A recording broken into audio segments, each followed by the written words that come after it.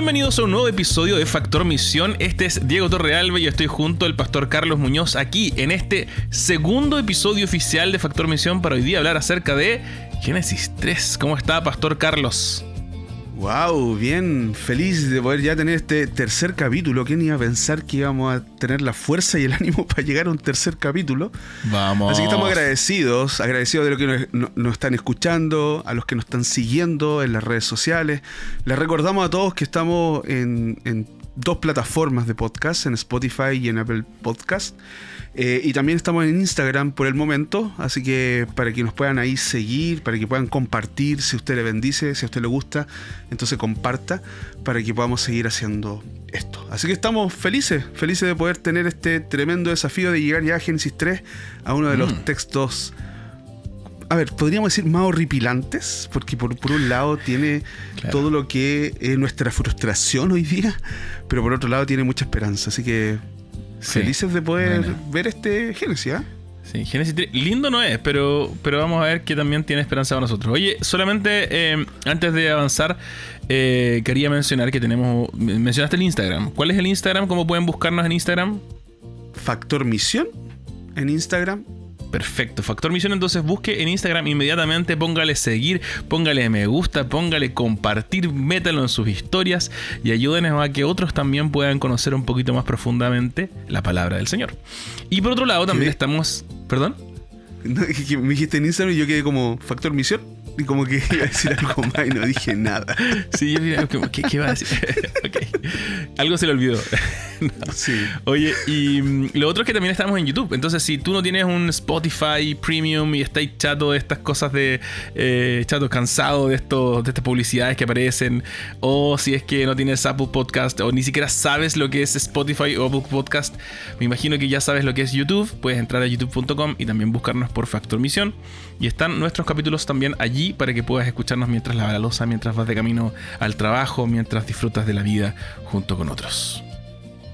Así es. Hoy estamos en varias plataformas. Yo dije, estamos solamente en dos. Y no, pues estamos en varias más. YouTube, Instagram, Spotify y Apple Podcast. Así que, buena. Hay que seguir dando. Ah, y además otro. Patreon, como dijo para los latinos. Eso, Patreon, Patrino, bueno, ahí lo vamos a decir hacia el final, pero claro, si usted quiere apoyarnos, queremos siempre estar mejorando un poquito las cosas que hacemos, cómo lo hacemos. Nos encantaría hacer quizás un momento en vivo, de tener un video podcast, pero para ello hay que comprar un equipito, ir mejorando el equipamiento que tenemos, así que siempre estaremos agradecidos de su ayuda y su apoyo, así que síguenos también en Patreon como Factor Misión. Bueno, pastor, ¿por qué no nos lanzamos ya? Génesis 3. Hemos llegado.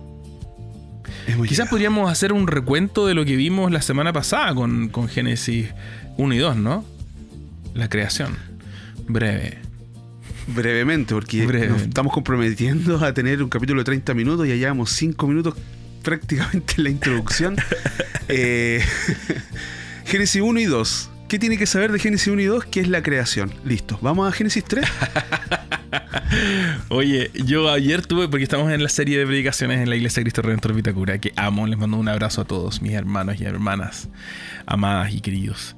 Y estuvimos ahí hablando de Génesis 1. Yo creo que uno de los grandes temas de Génesis 1 es esta creación tan distinta de los otros mitos de origen de los pueblos orientales del antiguo cercano oriente contemporáneo a Génesis, donde incluso, yo no sabía, me puse a leer uno de los más populares mitos de la creación egipcia. Era justamente que los dioses egipcios en un momento parece que se resfriaron y Amon-Ra, que era este gran dios, le sale un moco y tal cual, y de los mocos aparece la humanidad. Ese es el gran... Esa es la explicación. Esa es la explicación. Entonces, es interesante porque parece ser que para el mito egipcio, la humanidad es básicamente una consecuencia inesperada, indeseada de las circunstancias. Mientras que en Génesis 1 se nos ve a este Dios que crea todas las cosas en orden, deliberadamente, y al ser humano lo ve como la cúspide de su creación. muy intencionalmente crea al ser humano, con un énfasis ahí en el verso 26 del capítulo 1. Hagamos al hombre a nuestra imagen y a nuestra semejanza. Y Dios los creó a la imagen suya, varón y hembra los creó, ¿no? Como hombre y mujer no son simplemente coincidencia, consecuencia del azar, sino deliberación de Dios para su creación. De verdad, no te puedo creer esa cuestión de lo... Ese dato no lo conocía, no lo tenía ahí en carpeta.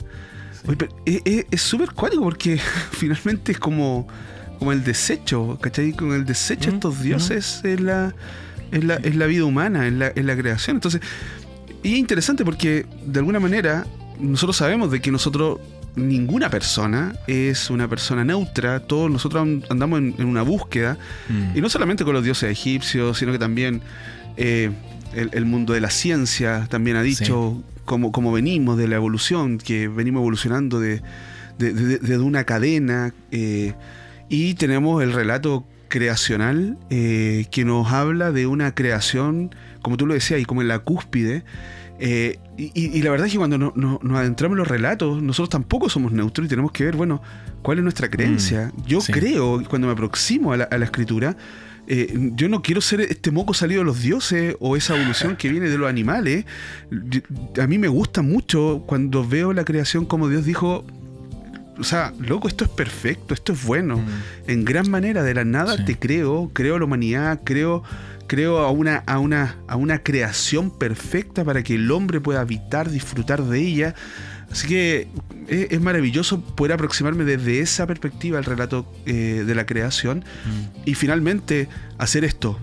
Es como el Señor le dijo a Adán y Eva, vivan la vida aquí en la creación, gócense en la creación, disfrútenla, vivan en ella, y eso es maravilloso. Absolutamente. Ahora, yo creo que uno de los temas claves del capítulo 1 en la aproximación, 1 y 2, ¿cierto? Y hacia Génesis 3, va a ser el problemazo que tenemos, porque Dios les dice, crea imagen, ¿cierto? Hagamos al hombre a nuestra imagen, a nuestra semejanza, al hombre como humanidad, ¿cierto? La humanidad es hecha, hombres y mujeres, para ser imagen y semejanza. Y este concepto de imagen era el concepto de los vicerregentes, es decir, estos suertes de administradores de la creación de parte de... Eran reyes sacerdotales, como el faraón, que era un semidios, hijo de Dios, representante de Dios para el pueblo y representante del pueblo para los dioses. Entonces, gobernaba el pueblo egipcio de parte de los dioses egipcios según los propósitos de los dioses egipcios. Eso es lo que está haciendo. Hay un guiño ahí. Si el faraón era la imagen de los dioses egipcios, aquí la humanidad, Adán y Eva, pero la humanidad entera somos los representantes de Dios, de Yahvé, para la creación. Y hay una responsabilidad que vemos también en el capítulo 2 de cuidar, de cultivar esta creación que tenemos, ¿no? Claro, y si lo vemos desde ese punto de vista, tenemos lo que veíamos también en el capítulo pasado, esta como responsabilidad tripartita. O sea, tengo un relacionamiento con Dios, entonces no es para quedarme de guata playa, ¿cachai? Como vamos a quedarnos playa, vamos a quedarnos haciendo nada.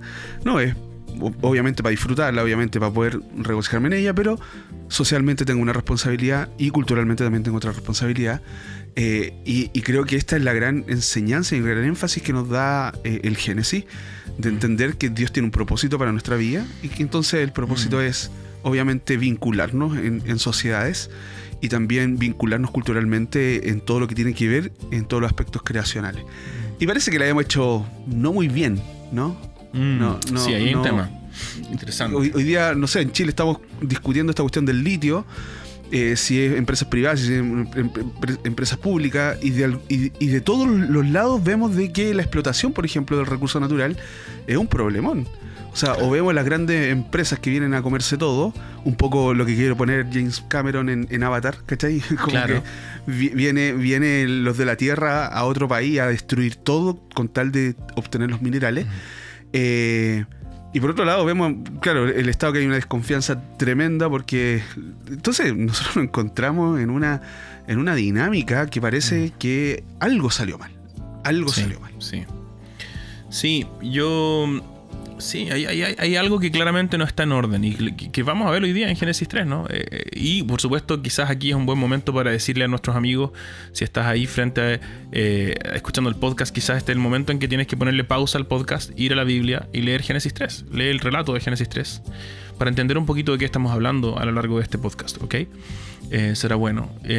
Sí, quizás para construir entonces este relato de Génesis 3 hay que entender que, o mi perspectiva sería, a ver si es que tú estás de acuerdo, que Dios está estableciendo su reino sobre la creación, ¿cierto? Construye este reino precioso que desborda en belleza, desborda en plenitud, en abundancia, y pone a los seres humanos a administrar este reino como guardianes de este reino, ¿no?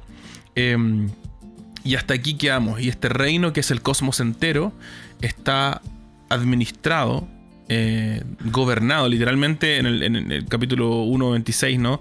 1.26, 1.26, sí. Dice, ejerza dominio sobre toda la creación, ¿cierto? Más tarde va a decir, sojuzgue la tierra, como este lenguaje de ustedes son los gobernantes. Y nos metemos a Génesis 3 y parece que eso, aquí queda la escoba, ¿no? Dale nomás, Carlos, ibas a decir algo. No, nada. Sí, a mí me pasa estamos todavía aprendiendo a darnos las palabras. Sí, estamos en esa dinámica. Somos neófitos. Estamos acostumbrados a ser predicadores que hablan todo el rato solos. Entonces, claro, estamos aprendiendo que nos gusta escuchar a nosotros mismos.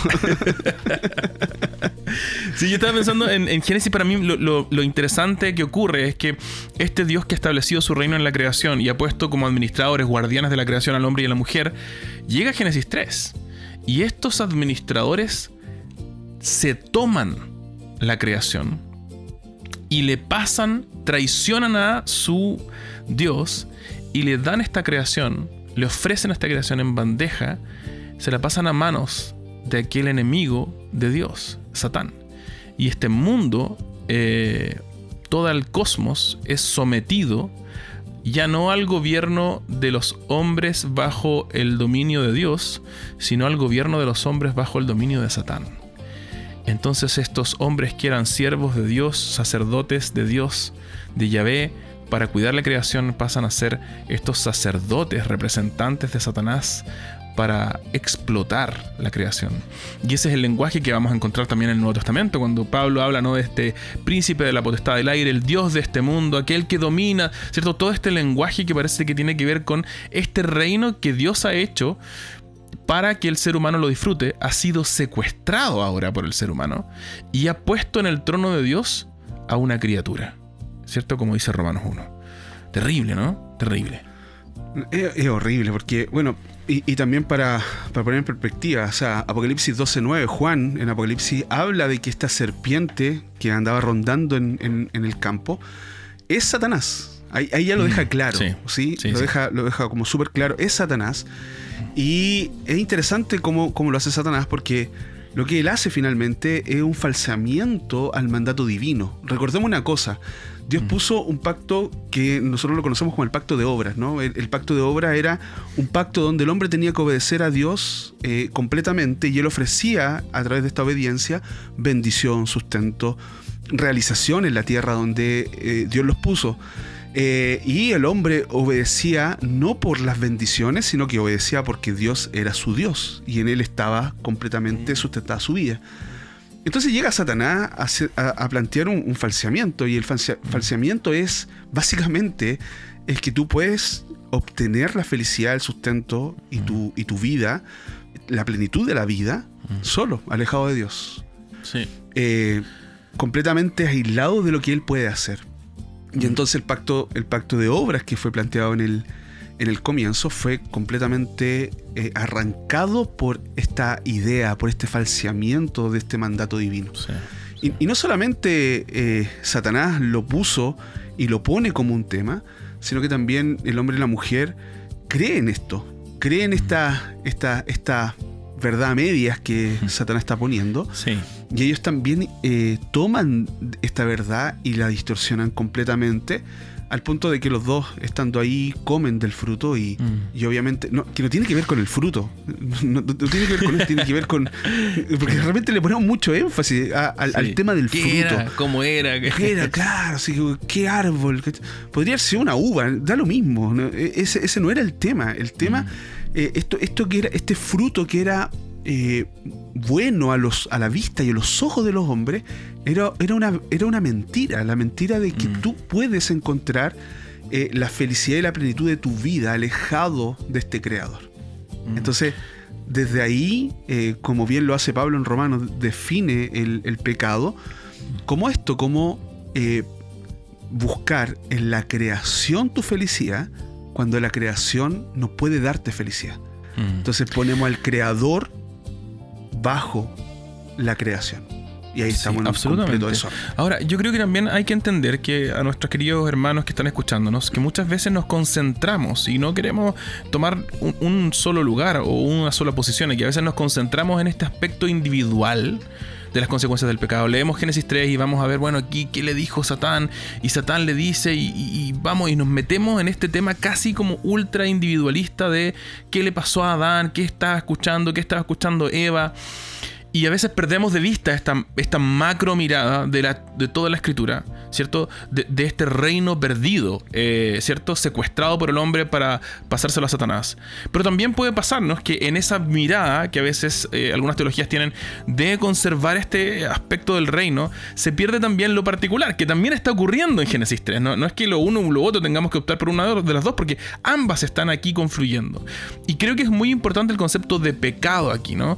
Estos seres humanos, al desconfiar de la palabra de Dios, al confiar en la palabra de la criatura por sobre el creador, al cederle también el reino, el gobierno de sus vidas, de toda la creación del cosmos entero, a Satanás, han pecado.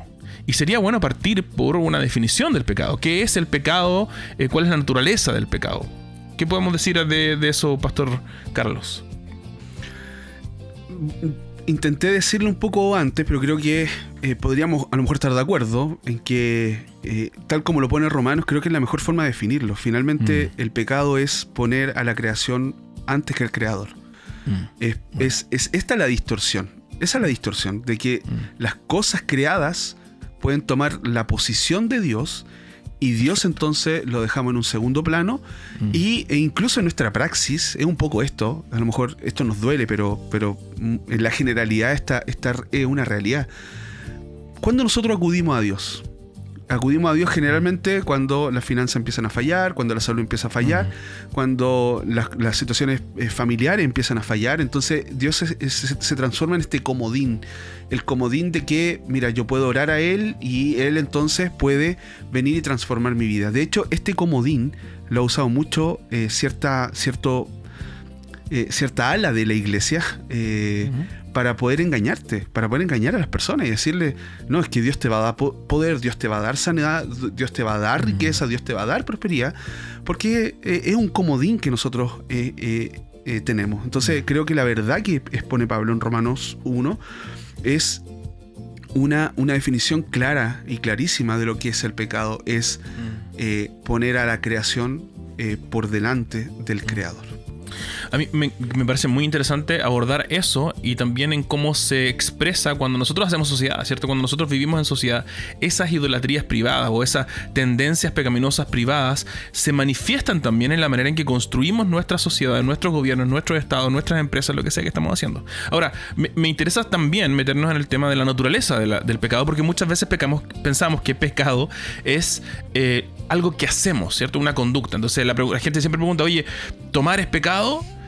Oye, ¿fumar es pecado? Oye, y a lo mejor los latinos, sobre todo con la influencia pentecostal, estamos muy concentrados en qué actitudes, qué actos, qué conductas son pecado. Y yo creo que la Biblia no tiende tanto a definir el pecado, o a reducir al menos el pecado, a actos pecaminosos, sino que una definición un poco más amplia que tiene que ver con una condición, ¿no? El famoso Agustín de Hipona decía, ¿nosotros pecamos porque somos pecadores o somos pecadores porque pecamos? ¿Se entiende la diferencia? O sea, Agustín decía, ¿es el pecado que cometemos lo que nos hace pecadores? ¿O es una condición de pecadores lo que nos hace pecar? Es una pregunta media del huevo y la gallina, de todas maneras, ¿cierto? Perdón, dale, Carlos. Y Pablo se hace la misma pregunta, o sea, no la misma pregunta, sino que él muestra la realidad. Él dice, cuando quiero hacer lo bueno no lo hago, sino que el pecado que está dentro de mí me controle y termino haciéndolo. Claro. Entonces, Pablo también tiene una lucha con esa realidad. Pablo tiene una lucha con respecto al pecado. Y es importante decir esto, porque de repente le bajamos mucho el perfil. El pecado tiene un poder gigantesco en nuestra vida. Si no tuviera ese poder, Cristo no sería necesario. Ajá. ¿Se entiende? Entonces, nosotros tenemos que entender el poder del pecado que hay en nuestra vida. Cristo viene, nos libera. Bueno, ya me estoy adelantando, casi estamos terminando esto. Pero nos libera justamente de ese poder. Pero ahora que somos y que estamos en Cristo, todavía tenemos esas luchas con respecto a nuestra vida. Entonces podemos entender que la Biblia en general tiende a hablar del pecado más que en términos conductuales, en términos de condición. Hay una tendencia del hombre en contra de Dios a partir de ese primer momento de pecado en Génesis 3, ¿no? Hay una inclinación natural del hombre, una aversión natural del hombre contra Dios. Y por eso el hombre, en este caso la humanidad, ¿no?, le entrega el dominio del reino de Dios, de la creación de Dios, no a Dios, sino a Satanás. Así que podemos decir en primer lugar, el pecado es primordialmente una condición, no una conducta. Por supuesto que existen las conductas pecaminosas, no estamos reduciendo la gravedad de las conductas pecaminosas, estamos entendiéndolas en un contexto más amplio. Nosotros somos pecadores, no porque pequemos, sino que pecamos porque somos pecadores. Ahora, tú hablabas un poquito, Carlos, de las consecuencias, del alcance quizás de este pecado, qué significa en el despliegue de nuestra vida. Y efectivamente, quizás el primer lugar es el tema de la falla moral individual, ¿cierto? Como individuos sentimos esta inclinación a hacer lo malo. Y el problema, creo yo, es que en nuestro mundo cristiano del siglo XXI tendemos a enfocarnos tanto en ello que perdemos otros grandes alcances del pecado que a veces son como tabú en la iglesia o simplemente se ignoran y que son tan importantes para Génesis 3 y para toda la Biblia como el tema de la falla moral. No sé si quizás podríamos hablar de eso, Carlos. ¿Tienes alguna idea de eso? Bueno, si ya hablamos de lo cósmico, ¿no? De también que el pecado nos arrebata este relacionamiento con Dios, obviamente que todo lo demás empieza en un declive. La creación empieza a tener un declive, la sociedad empieza a tener un declive, la cultura empieza a tener un declive, y nosotros básicamente estamos en ese declive. No es nada como debía haber sido hecho, no estamos en ese mundo para el cual nosotros fuimos diseñados. Por eso, por ejemplo, hay cosas que nos vislumbran que somos de otra parte. Por ejemplo, el tema de la muerte. El tema de la muerte es una evidencia de que nosotros fuimos creados para otra cosa. No fuimos creados para la temporalidad, fuimos creados para la eternidad. Y la muerte hoy día, por ejemplo, pasa muchísimo la cuenta.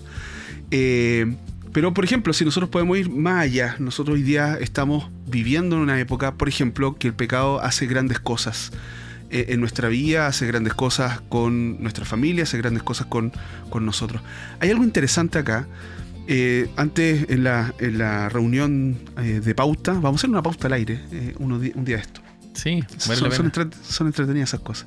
Estábamos hablando, por ejemplo, de lo interesante acá, de cómo nosotros vemos un matrimonio que está pleno y feliz. Este matrimonio están juntos, toman decisiones juntos, viven felices, tienen trabajo, y sin embargo ellos están en rebeldía con Dios. Y eso nos confronta muchísimo, nos confronta muchísimo, porque uno esperaría de que los matrimonios, cuando están juntos, cuando están felices, está todo bien en su relacionamiento con Dios, pero no es así. O sea, el pecado es tan tela de cebolla, es tan destructivo, tan dañino, tan confuso, que muchas veces nos hace pensar de que en nuestros mejores momentos cuando estamos más cerca de Dios. Y no es así. O sea, de hecho, cuando nosotros, por ejemplo, tomamos decisiones con respecto a la educación de nuestros hijos, como si esa fuera la meta de vida de nuestro hijo, nosotros estamos en contra de Dios. Por ejemplo, cuando nosotros definimos que el trabajo es más importante que tener una vida devocional con Dios, nosotros estamos en contra de Dios. Cuando nosotros decidimos, por ejemplo, tocar el Día del Señor para pasear en familia, estamos en contra de Dios. Cuando, no sé, padres aprueban relacionamientos en yugo desigual de sus hijos, están en contra de Dios. Cuando nosotros no tomamos la importancia de vivir para Dios, estamos en contra de Dios. Entonces, muchas veces nosotros pensamos de que podemos estar, no sé, en un matrimonio muy feliz, muy pleno, pero estar en contra de Dios. Yo no sé qué pensáis de eso, sí, pero a mí me parece súper así como, real de nuestra vida, sí. ¿no? Sí, y quizás tiene que ver en el siglo XXI con esta imagen de Instagram, ¿no? Como en Instagram la persona que se ve con calugas está bien. La persona que está en una fiesta top, bacán, está bien. Y a veces descubrimos que detrás de la foto de Instagram en realidad hay una vida de desastre, una vida de pérdida, de desorientación, de abandono, de dolor, pero esas cosas no se ven en la foto de Instagram. Y tenemos que deshacernos un poco de esa foto de Instagram que está instalada en nuestra cultura y mirar realmente, cuidar nuestras vidas de verdad frente al Señor. Y a lo mejor nuestras vidas se están cayendo a pedazos en el Instagram, pero nuestras vidas están serenas, en paz, y en plenitud en el Señor. Y yo conozco muchas veces, personalmente, me ha pasado a mí también, he visto en hermanos y hermanas queridas que para los ojos del mundo sus vidas están cayéndose a pedazos, pero están en paz, están en tranquilidad, experimentando la plenitud que hay en el Señor en medio de circunstancias difíciles. Y esa es la gran diferencia, quizás, en dedicar nuestras vidas a el Señor o dedicarlas a otras cosas. Oye, creo que esta es la parte más difícil, a lo mejor. Hablar acerca de esto es la parte más difícil, porque podríamos hablar de la idolatría y de cómo la idolatría controla nuestra vida, como dijo, no sé, Calvino, que somos una fábrica de ídolos, y podríamos verlo en, no sé, pues en la miseria a lo mejor de las personas, que es mucho más evidente, ¿no? O sea, como ya una persona que está adicta a alguna cosa. Pero muchas veces nosotros estamos adictos a la vida y pareciera que todo está bien. Y creo que por eso esta es la parte más difícil. Porque justamente el Señor no nos creó para esto. Como tú decías, somos los vicerregentes, somos personas llamadas a tener una luz en medio del lugar donde nosotros estamos, a poder llevar nuevamente esta predicación del reordenamiento de la creación a través de nuestras vidas. Y creo que eso es interesante. A lo mejor los que nos están escuchando hoy día dicen, ¿sabes qué? Claro, yo estoy en esta lógica, estoy en la lógica de que socialmente estoy bien, económicamente estoy bien, pero no nos damos cuenta de que de esas cosas nosotros estamos haciendo nuestros ídolos, y que nosotros, si perdemos esos ídolos, ¿dónde estamos?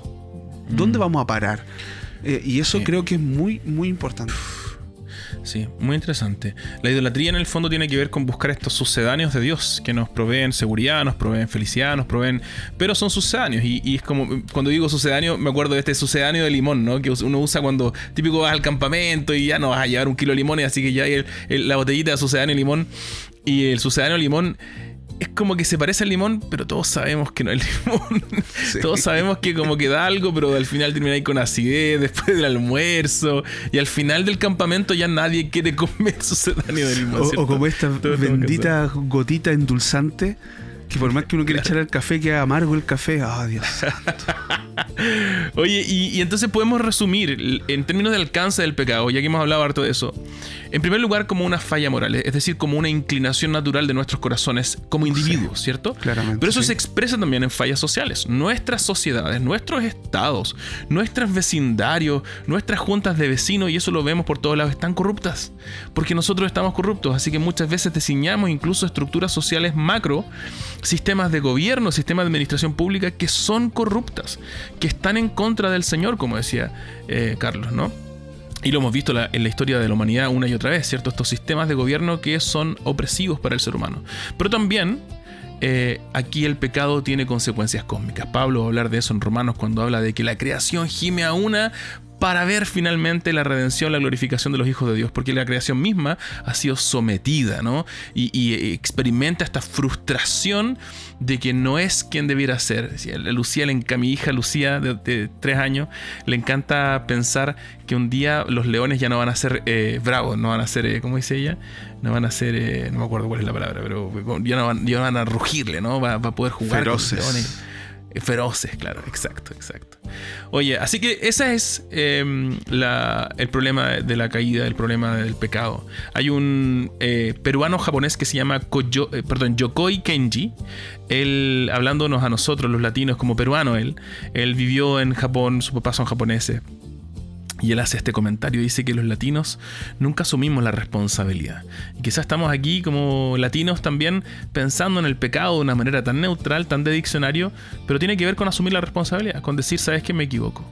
Y cuando me equivoco, me equivoco. No necesito ir a decir, no, lo que pasa es que Juanito, lo que pasa es que mi mamá, es que... Y no inventar excusas, sino que enfrentarnos a la realidad de que hemos fallado. Y fallamos constantemente y podemos reconocerlo. Porque tenemos este Dios de gracia, ¿no? Y eso cambia todo. Y por supuesto, eso depende de justamente lo que queremos abordar con Génesis 3:15, ¿cierto? Porque en medio de este desastre hay una luz de esperanza, ¿o no, Pastor Carlos?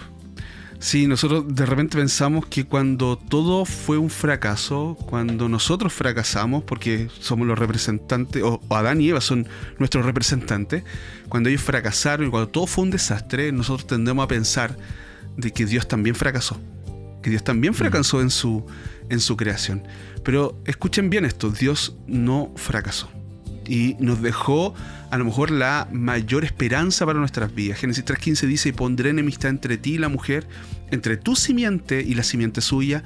Esta te herirá en la cabeza y tú la herirás en el calcañar. O sea, el solo hecho de escuchar esto ya a nosotros nos debiera hacer... no sé, pues vibrar de emoción, de saber de que cuando todo fracasó, el Señor no fracasó y puso la mayor esperanza, que es Cristo. Entonces creo que muchas veces nosotros no entendemos esto. A mí me cargan los rompecabezas, yo tiendo a ser muy ansioso. Me cargan los rompecabezas, pero... Y creo que te escuché a ti, que también tu esposa es como seca, la Sabrina es seca para los rompecabezas, ¿o no? No sé si fue tú o otro predicador. Ya, pero Luz, mi esposa, es seca para los rompecabezas, le encantan. Y yo me estreso, o sea, solo mirarlo me estreso. Y creo que Dios está poniendo esta primera piececita, ¿no? Esta primera piececita que finalmente, cuando nosotros vemos el panorama, tiene que ver con la cruz, tiene que ver con Cristo. De hecho, Pablo decía a los corintios que la muerte vino por medio de un hombre y también por medio de un hombre la resurrección de los muertos. Porque así como Adán todos mueren, también en Cristo todos volveremos a vivir. Y creo que esa es una gran esperanza, ¿no? Entonces este texto de Génesis 3:15, que es Dios hablándole finalmente a la serpiente, a Satanás, y le dice: oye, un descendiente de la mujer vendrá y te aplastará la cabeza, te derrotará para siempre. Es una promesa de que vendrá un descendiente de mujer, un hijo de mujer, que vendrá a revertir lo que se ha perdido en Génesis 1 y 2, o en Génesis 3 en particular, ¿cierto? Esta creación en armonía con Dios, este reino secuestrado, será recobrado por Dios por medio de un descendiente de la mujer. Esa es la promesa de Génesis 3:15. A menudo los teólogos le llaman a esto el protoevangelio, ¿cierto? Como la primera luz de aquello que vamos a ver cumplido en Jesús. Vamos a ver qué significa esto a lo largo de esta misma serie del podcast de esta temporada. Pero porque finalmente esta es la historia de Cristo, es la historia de cómo este Salvador viene al mundo a restablecer lo que nosotros creímos que habíamos perdido, pero que en Cristo se retorna. Recuperado. Claro. Ahora, es interesante porque si es que Génesis 3:15 es el protoevangelio, marca la pauta para lo que va a ocurrir y la manera en que deberíamos interpretar lo que hace Jesús. Entonces, a veces nuestro sobreénfasis en el aspecto moral individual, salvífico, ¿cierto? Jesús murió para perdonar nuestros pecados, para que nosotros nos vayamos al cielo, debe ser reinterpretado a la luz de este macro mundo, o esta concepción más amplia del pecado y de las consecuencias de lo que se ha perdido. Es decir, lo que se ha perdido no solamente mi falla moral, sino una estructura social y un orden cósmico entero que será restaurado por este hombre, hijo de mujer, que aplastará la cabeza de la serpiente. Eso es muy interesante. Pensando en nuestro contexto latino, nuevamente, creo que muchas veces nuestros contextos latinos tienden al mesianismo, ¿no? Se levanta un nuevo líder político y como Latinoamérica está tan dividido entre izquierda y derecha constantemente, se levanta este líder político, sea quien sea, y nos queremos hacerlos locos de sus fallas y queremos simplemente aplaudir de pie de todo lo bueno que hay ahí y todo lo malo lo escondemos debajo de la alfombra. Nos levantamos en esperanza y esperamos que este presidente, que este nuevo líder vaya a cambiar todas las cosas para siempre, porque este es nuestro Mesías. Y pasan 4 años en el mundo, al menos en Chile son 4 años de periodo normalmente. Pasan 4 años y descubrimos que no cambió tanto. Y que las cosas... Y es muy interesante ver con cuánto es elegido, cuál es el porcentaje de aprobación cuando parte el presidente, cuando es elegido, y en la medida que va avanzando el tiempo, ese porcentaje de aprobación va bajando, y al final todos lo quieren fuera. Claro, porque estamos buscando un Mesías, alguien que aplaste, que restablezca el mundo a su orden creado, pero que no sea Jesús. Y vivimos en ese ciclo que queremos un sucedáneo, queremos alguien, un ídolo, un reemplazo de Jesús, que venga a arreglar todo el mundo, todas nuestras naciones, pero no queremos a Jesús, queremos un sucedáneo. Y nos da acidez a mitad del camino. Claro, y pensamos que somos muy originales en esta cuestión, así como que... claro, la democracia viene a salvar nuestras vidas, ¿no? Pero esto fue lo mismo que le pasó a Israel en el tiempo de la monarquía. Ellos, ¿por qué tiene que haber un rey? Es porque ellos rechazaron al rey verdadero. Ellos no tenían necesidad de un rey. Ellos no tenían necesidad de tener a una persona como las demás naciones. No, ellos rechazaron al verdadero rey porque el pecado hace eso en nuestra vida. Entonces creo que si la gracia que se derrama no permita que vivamos para nosotros mismos, entonces la gracia también nos libera para que experimentemos el gozo de vivir para aquel que es más grandioso que nosotros. Y creo que misionalmente ahí nosotros tenemos una gran tarea. Porque entonces todo reordenado en Cristo nos va a ayudar a entender de que no son las personas, no son los gobiernos, pero que yo tengo una responsabilidad. Tengo una responsabilidad en mi vecindario, tengo una responsabilidad en mi familia, tengo una responsabilidad en mi trabajo, tengo una responsabilidad en el colegio de mis hijos, tengo una responsabilidad jugando a la pelota, comiéndome una parrillada. Tengo responsabilidad. No podemos hacernos los locos con esto. Cristo viene a redimir nuestra vida. ¿Para qué? Para que nosotros entonces participemos de la recuperación de esta creación a través de la predicación de la palabra del Señor y a través de nuestras vidas. Y quizás justamente para donde estás yendo, ¿no? Una de las cosas que a menudo perdemos de vista es que el ministerio de Cristo, como este hijo de mujer que restablece todo lo que se perdió en Génesis 1, también significa la restitución de la humanidad, de la nueva humanidad, que es la iglesia en el Nuevo Testamento, la nueva humanidad. Jesús restablece esa vocación de ser administradores de la creación, de ser los agentes del nuevo rey, de ser los agentes de la nueva creación en medio de esta antigua creación. Significa, como tú decías, estar en un asado disfrutándolo, por supuesto disfrutándolo, no significa estar ahí como todo el rato tengo que hacer, no es una carga, es disfrutándolo, pero también consciente de que tengo el llamado, la vocación, la identidad de servirles a otros, al llevarlos, a servirlos, amarles, mostrarles a Jesús con mis vidas, con mi servicio, con mi amor, pero también con mi boca, ¿no? Y a veces significa eso, decir algo que nadie más quiere decir, a veces significa poner un poco de tensión en la conversación, a veces significa sacar el tema que nadie quiere tocar y decir, ¿sabes qué? Hablemos de esto. Y a veces significa también demostrarnos a nosotros débiles y pecadores, ¿cierto? Reconocer que nos equivocamos, pedirnos perdón, echarnos para atrás y decir, ¿sabes qué? No importa tanto tener la razón, lo que importa es que Jesús sea glorificado, que las personas puedan ver a este, que es el único verdadero que va a aplastar la cabeza de la serpiente en nuestras vidas, en nuestra sociedad y en la creación completa. Amén. Me dio risa que hablamos de parrillada y se te iluminó la cara. Pero es que a mí, hermano, en la parrillada, no, esas cosas. Para los que no son chilenos, les tengo, parrillada es este asado, ¿no?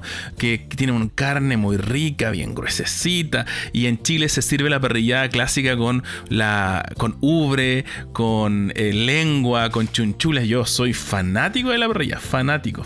No sé qué voy a hacer en la nueva creación sin muerte. Espero que el Señor haga un arbolito de parrillada. Va a ser todo mejor. te lo aseguro. Amén, amén. Hermanos, hemos estado pero absolutamente pasado de tiempo. Una vez más. Lo intentamos, les prometemos que lo intentamos, pero no lo logramos. Hasta pusimos cronómetro. Sí, estamos aquí con la pantalla con cronómetro, pero no, es que estaba muy entretenido Génesis 3.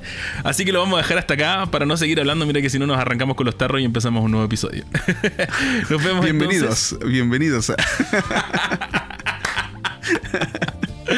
Bueno, nos vamos a la casa. Este domingo viene el pastor Carlos a predicar a nuestra iglesia en Cristo Redentor Vitacura y estamos felices de recibirlo. Así que espero que el domingo podamos comernos hablando de una parrilladita, ¿cierto? Para celebrar. Un abrazo, amigo querido. El Señor les bendiga. Un gusto estar con ustedes hoy día. Igual, un abrazo. Que Dios les bendiga. Factor Misión es un podcast independiente. Si te gustaría apoyarnos, puedes hacerlo mediante patreon.com o Patreon para los latinos y puedes escribirnos a factormision@gmail.com o encontrarnos simplemente en redes sociales. La canción que escuchaste al comienzo y a lo largo del episodio se llama Qué bendición y es de Martín Montenegro. Agradecemos a Martín por su generosidad y colaboración y te invitamos a buscarlo en redes sociales y en Spotify para escuchar más de su creación. Oye, qué bendición. Oye, qué bendición. Gracias, Señor. Sea yo bendición. Sea yo bendición. Sea yo bendición. Lleve tu amor. Lleve tu amor. Lleve tu amor y no lo escondas. Cierra entre paredes lo que quieres que entre pares se disponga. Si me enseñaste a andar cuando yo no era nada, ¿cómo negarte a dar la mano al que te invado? Vamos, porque atrás quedaron esos tiempos cuando le otorgaba un peso cósmico a egocéntricos proyectos. La compasión fue ese dialecto con el que el Señor nos trajo vida para tener y para llevarle al resto.